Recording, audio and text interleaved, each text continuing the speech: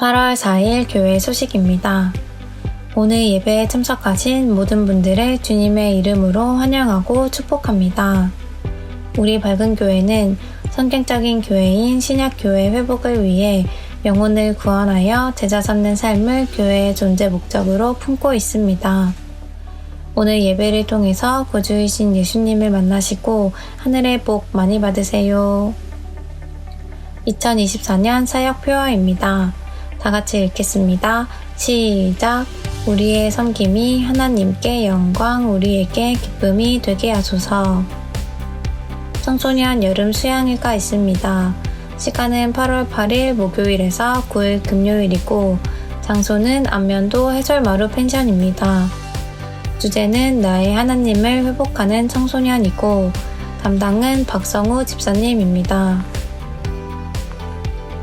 40일 라파 기도회가 있습니다. 기간은 7월 29일 월요일에서 9월 7일 토요일이고 모임 시간은 토요일, 주일, 월요일, 화요일 저녁 8시입니다.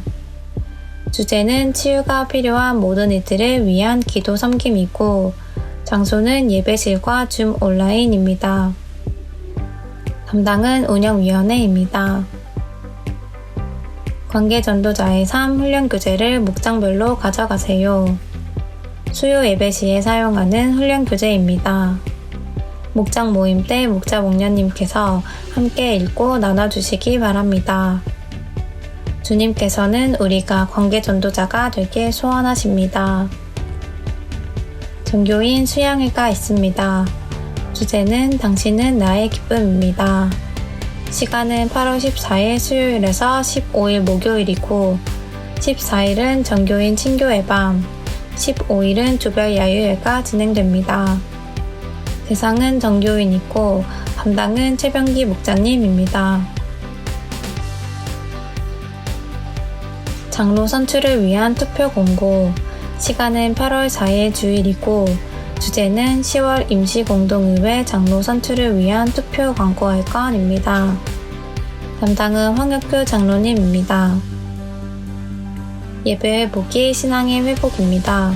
주일 연합 예배, 영적 라이벌 복음의 승리 2, 빛의 라이벌, 영혼 구원을 위한 수요 예배, 왜 관계전도자의 삶을 살아야 하나요? 4, 관계전도는 전략이다.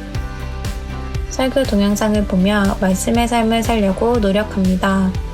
설교 동영상으로 VIP와 결석한 목원들을 섬깁니다. 돕는 기도 부탁드립니다. 교회를 섬기는 모든 이들에게 지혜와 능력을 부어주셔서 섬김의 열매가 있도록 도와주시옵소서. 목자 목녀와 함께 목장을 세워갈 동역자인 목원들이 평신도 세미나에 참여하도록 은혜를 내려주시옵소서. 교회의 모든 환우들의 질병을 치료하여 주시옵소서. 다음 세대가 건강하게 세워지도록 지혜와 은혜를 내려주시옵소서. 교회 청소 섬김 목장입니다. 8월 3일에는 어울림 목장, 8월 10일에는 대학원 목장이 섬겨주시겠습니다. 교회 중식 섬김 목장입니다.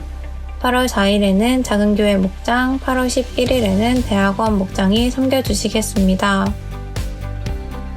항상 교회를 섬기시는 우리 밝은 가족들이 자랑스럽습니다. 남송구절입니다. 요한일서 1장 5절 말씀 다같이 읽겠습니다. 시작! 하나님은 빛이시요 하나님 안에는 어둠이 전혀 없다는 것입니다. 요한일서 1장 5절 말씀. 아멘.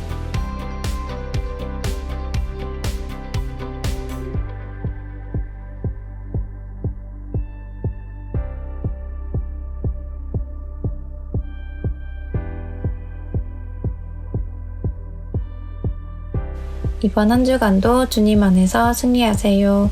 감사합니다.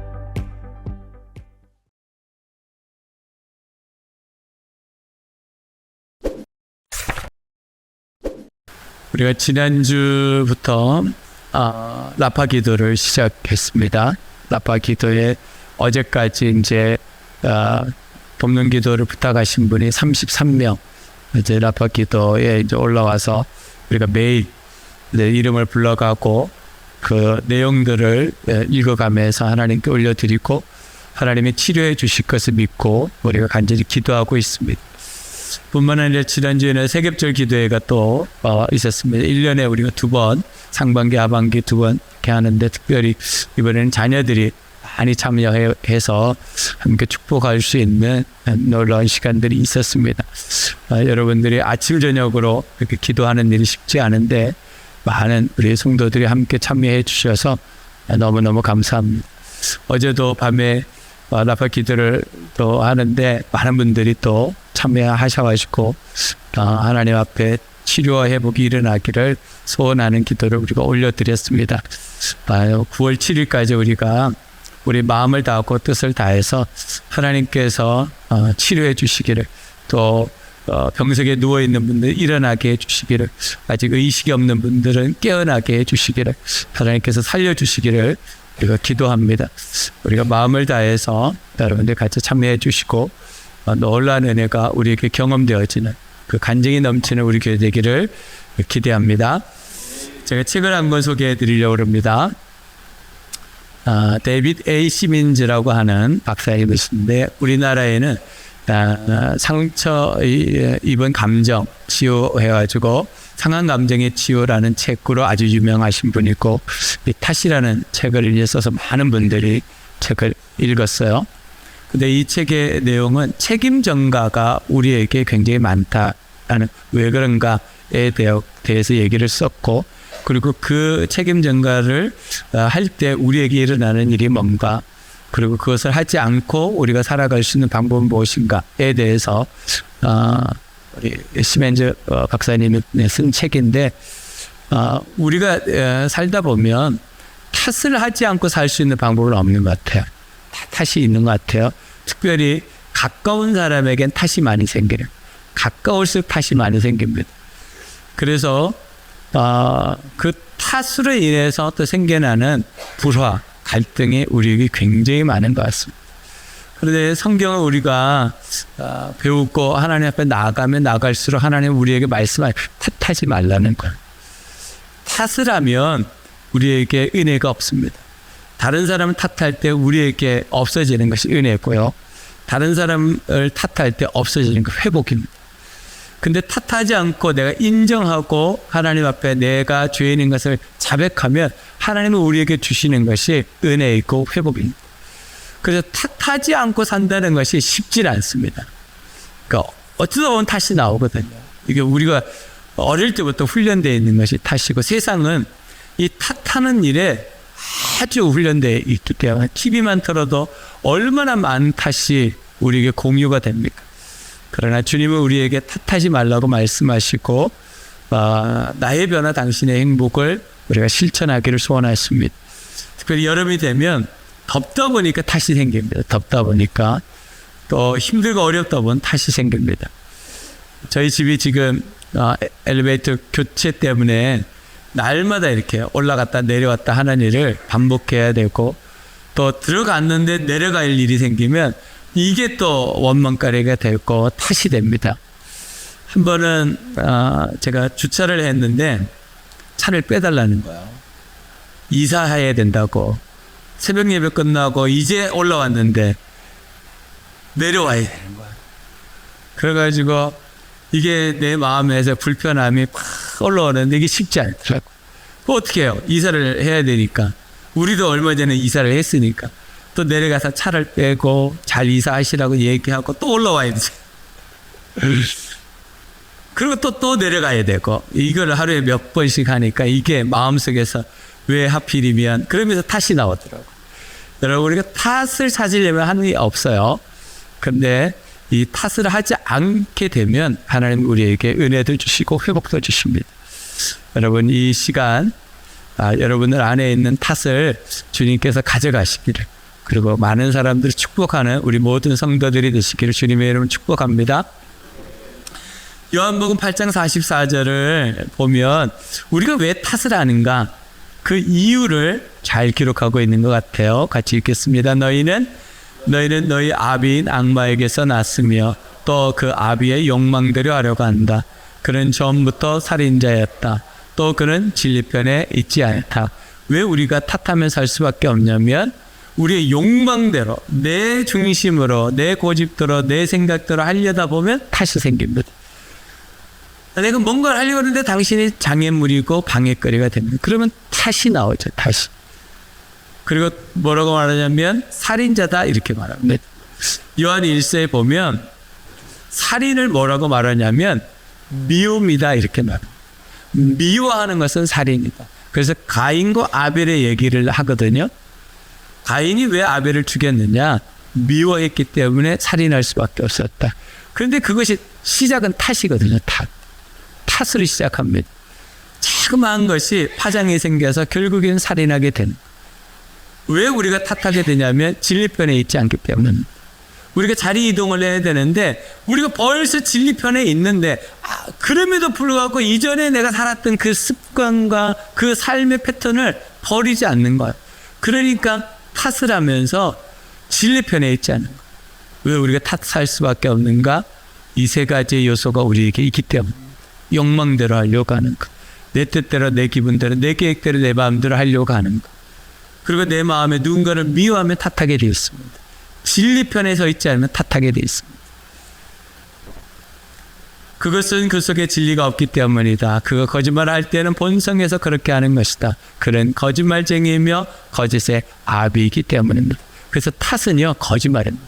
내가 누군가를 탓하잖아요. 내 입장에서는 굉장히 합리적이라고 생각합니다. 맞다고 생각합니다. 분명히 상대편이 잘못했어요. 그럼에도 불구하고 하나님은 우리에게 탓하지 말라고 하는 거예요. 왜냐하면 탓하는 그 자체가 거짓말이에요. 그래서 하나님 앞에 그 사람을 올려드리는 게 좋습니다. 하나님 내가 감당할 수가 없습니다. 하나님이 책임져 주십시오. 하나님이 도와주십시오. 라고 그 사람을 하나님께 올려드려야지 내가 탓하기 시작하면 한두 것도 없습니다. 특별히 부부관계 안에서 탓은요 굉장히 쉽잖아요. 그렇죠? 잘 아니까 무슨 탓을 하면 저 사람이 아픈지를 아니까 그 탓을 정확하게 하는 거죠. 부모 자식 간의 탓이 굉장히 쉽습니다. 근데 하나님 그거 하지 말라는 거예요.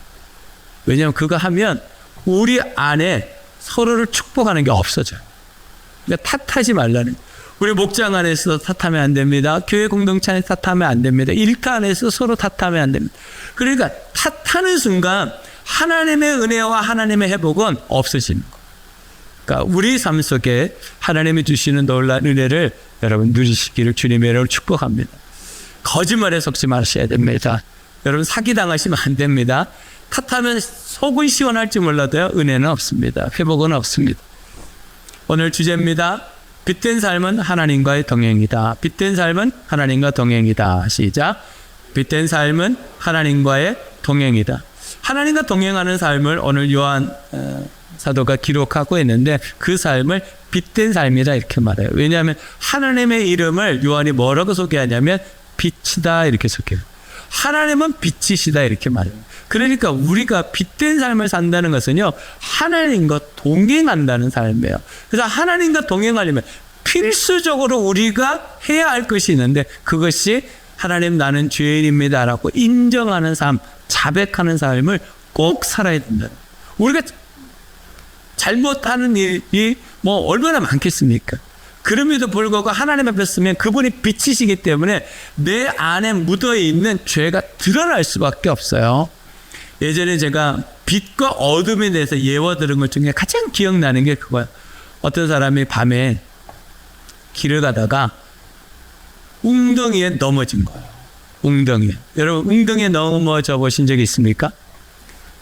넘어지지 마세요. 넘어져가지고 온 옷과 얼굴과 뭐 신발까지 다 버렸어요. 그런데 캄캄한 밤이었어요. 그 자기가 얼마나 지금 지저분한지를 몰라. 그런데 저기 앞에 보니까 가로등 하나가 딱 있는 거예요.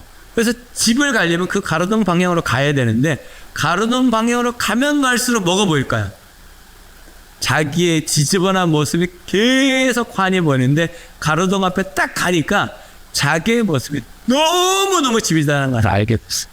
이게 빛 가운데 나가는 것과 똑같습니다. 우리가 이 세상에 살다 보면 우리가 뭐 얼마나 나쁜 짓을 하겠어요. 그런데 빛 대신 그분 앞에 가면 갈수록 우리의 죄가 드러나요. 그래서 요한사도는 우리가 부탁하는 거예요. 너희 죄를 인정하고 살아야 된다. 그러면 하나님이 인정하는 자에게는 뭘 해주신다? 모든 불의에서 깨끗하게 해주신다. 이게 하나님과 동행하는 겁니다.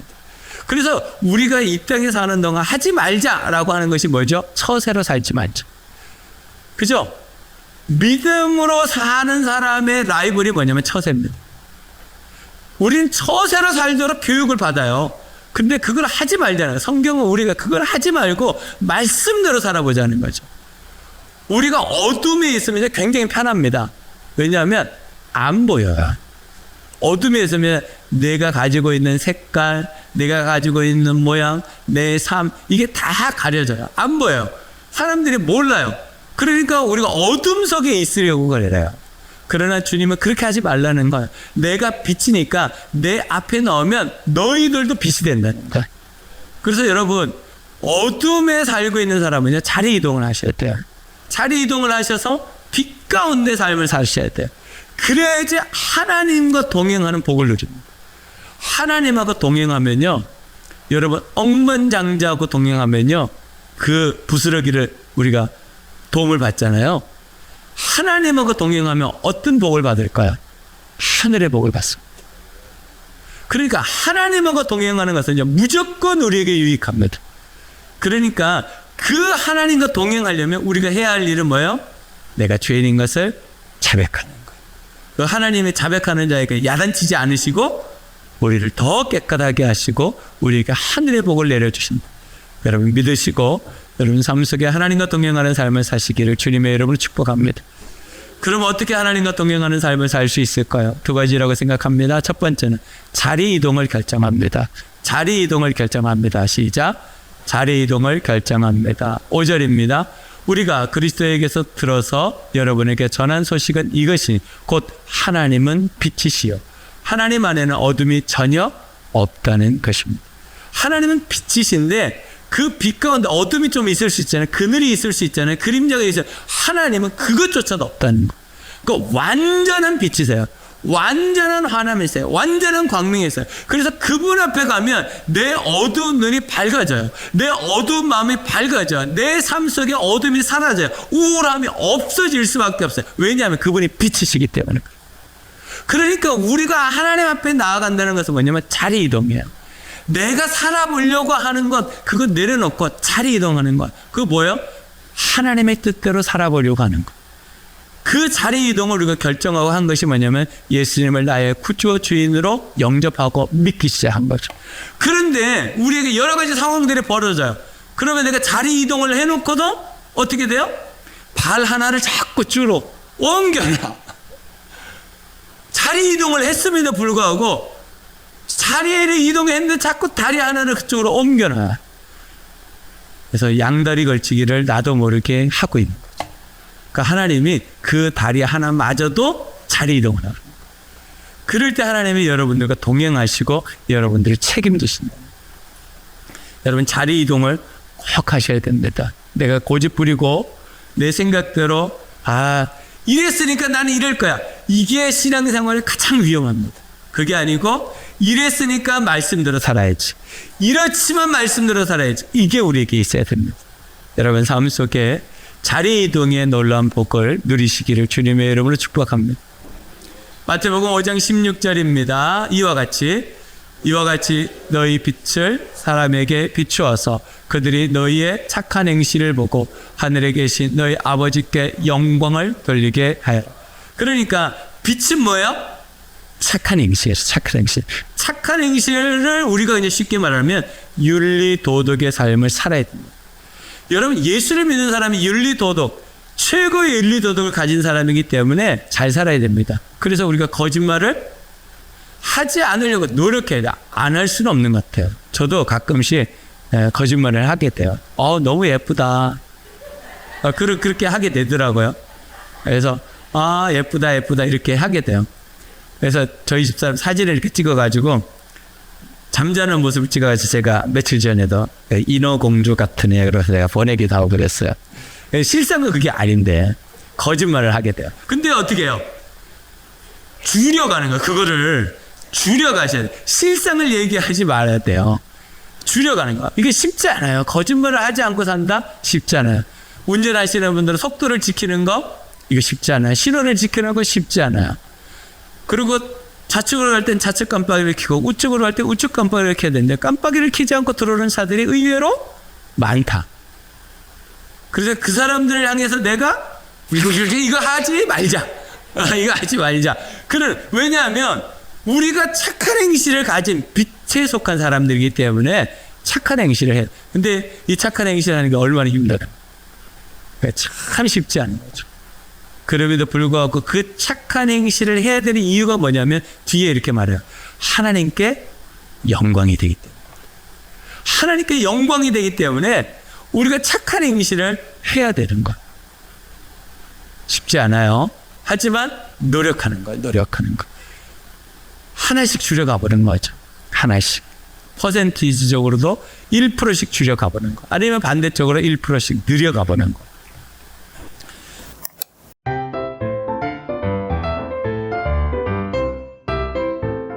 자, 제가 며칠 전에 영화를 봤어요. 오랜만에 우리 선한이하고 무료 쿠폰을 사용해가지고 조조 영화를 봤습니다. 시간이 없어가지고 탈주라는 영화를 제가 꼭 봐야 된다. 설교를 하려면 내가 이거 꼭 봐야 된다. 고집 부려가지고 우리 딸 피곤한데 데리고 가서 같이 봤어요. 근데 이 영화에 주인공이 3명이에요. 3명. 3명인데 이제 여기 밑에 있는 사람이 여러분들이 아는 사람이죠. 이재훈이라고 하는 영화 배우예요. 이 사람이 임규남이라는 이름으로 등장해요. 그 위에가 구교환인가요?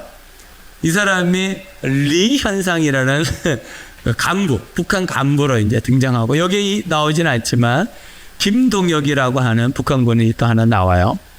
그런데 이 임규남이라는 이 친구가 10년 복무를 마치고 전역을 앞두고 있어요. 제대를 해요. 그런데 제대하기 전에 이 친구가 뭘 하려고 그러면 탈북을 하려고 그래요. 그래서 한국으로 도망가려고 땅굴도 파고 그리고 지도를 만들어서 지뢰밭도 지나가게 하고 지름길도 만들고 여러 가지 일들을 오랜 시간 동안 준비해요. 그런데 김동혁이라는 친구가 같은 내무반에 있는데 이 친구도 한국을 가야 되는 거야. 탈북을 해야 되는 거야. 왜냐하면 한국에 엄마하고 누나가 살아. 먼저 탈북을 하는 거야. 근데 엄마 생일이 며칠 있으면 엄마 생일이야. 그래서 엄마한테 주려고 목걸이도 사는 거야. 그래서 그 임규남 자기 이제 선배죠. 내가 탈북해야 될 이유가 엄마한테 내가 이 선물을 줘야 되니까 날 좀 데려가 달라. 그래가지고 안 된다. 나 혼자 간다 그러다가 어떻게 하다 이제 같이 가게 됐어요. 근데 이 리현상이라는 이 사람들이 탈북하는 걸 알게 됐어요. 도망치는 걸 알게 됐어요. 그래가지고 무지하게 쫓아갑니다. 그래가지고 나중에 김동혁은 죽어요. 총에 맞고. 죽고 이게 임규남만 한국으로 해서 군사 분계선까지 넘어서 이제 가게 돼요. 근데 뒤에서 총을 쏴요. 그래서 허벅지 한 대 맞고 등에 총을 한 대 맞고 탁 쓰러지는데 군사 분계선 이전에 김정은 우리 또 문재인 대통령 넘어갔다 했던 그 하얀 콘크리트 벽 있잖아요. 거기 앞에 딱 쓰러져.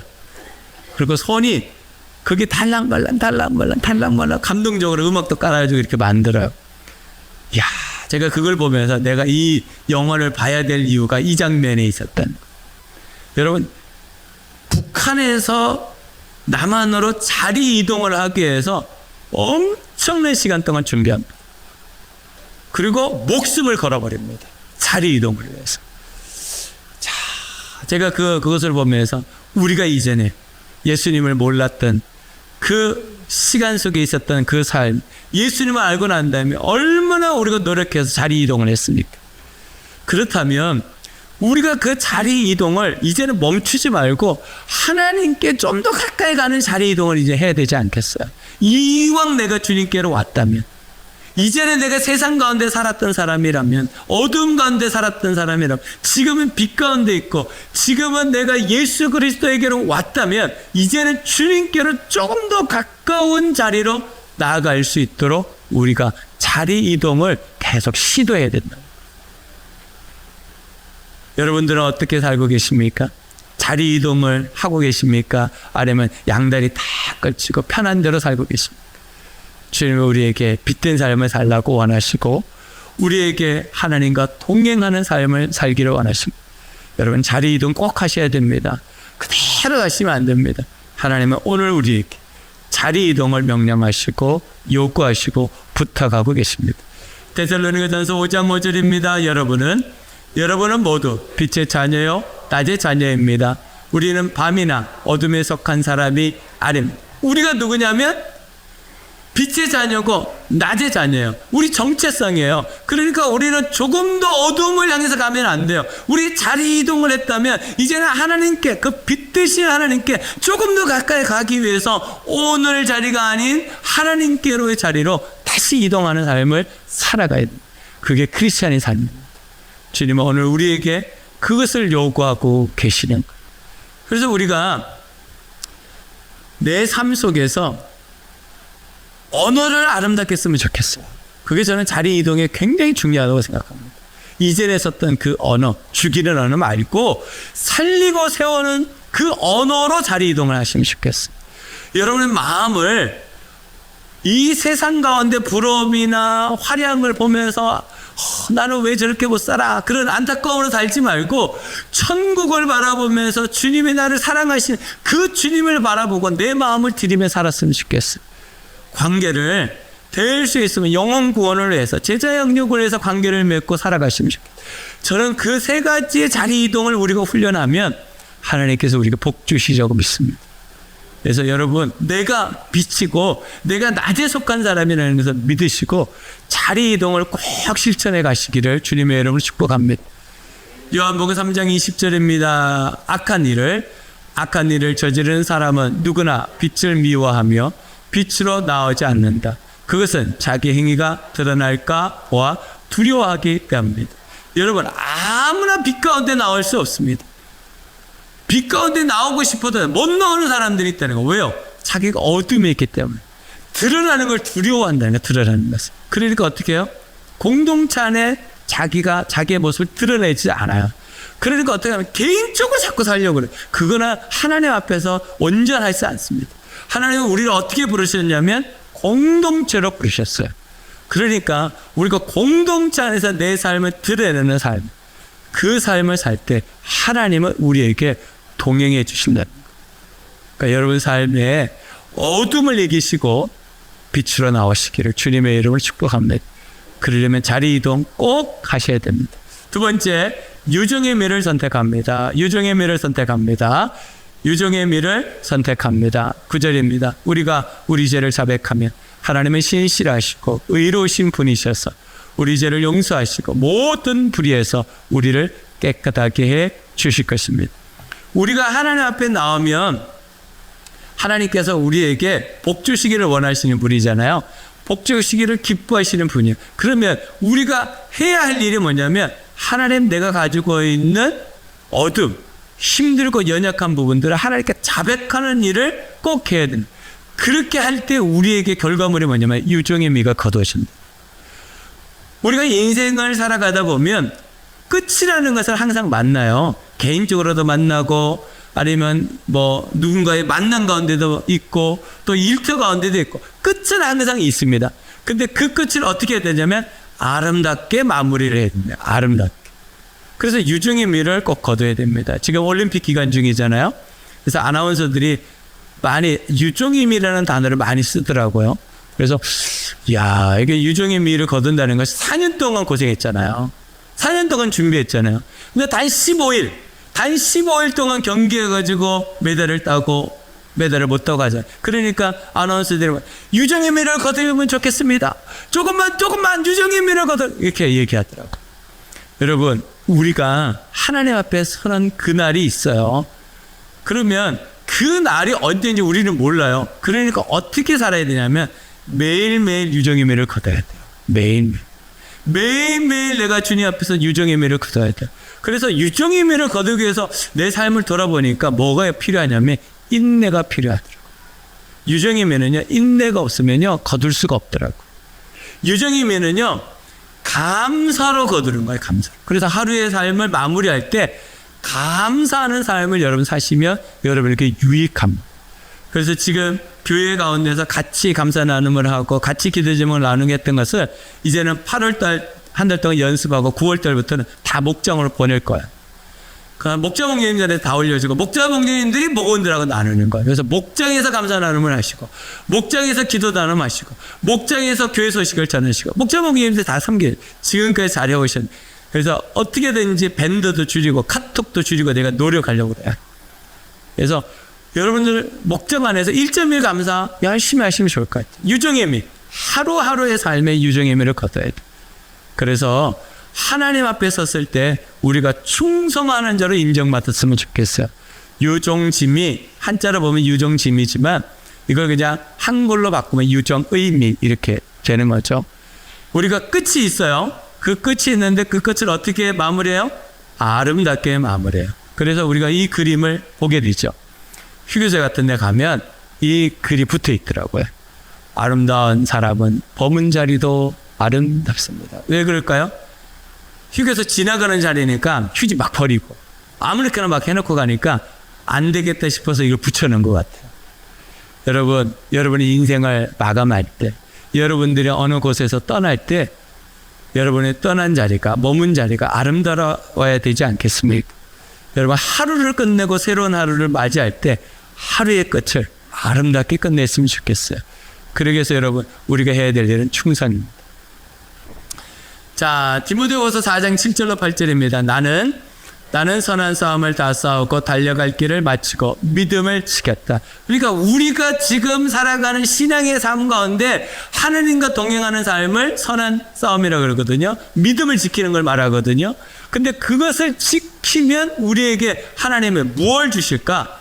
이걸 주십니다. 이제는 나를 위하여 의의 면류관이 마련되어 있으므로 우리가 하나님과 동행하면 유종의 미를 거두면 하나님께서 우리에게 주시는 선물이 있는데 그게 의의 면류관입니다. 하나님의 뜻대로 처세 중심이 아니고 어둠이 아니고 내가 하나님의 말씀 중심으로 살아가 하나님의 뜻대로 살아가 그랬을 때 하나님께서 우리를 의롭다고 모든 사람이 알 수 있도록 면류관을 주시는 거예요. 예전에 올림픽 때는 면류관 씌워졌잖아요. 그죠? 지금은 이제 메달을 달아주시면 하나님 앞에 가면요 면류관을 씌워주세요. 왜요? 모든 사람들이 알 수 있게 하기 위해서. 면류관 받고 싶지 않으십니까?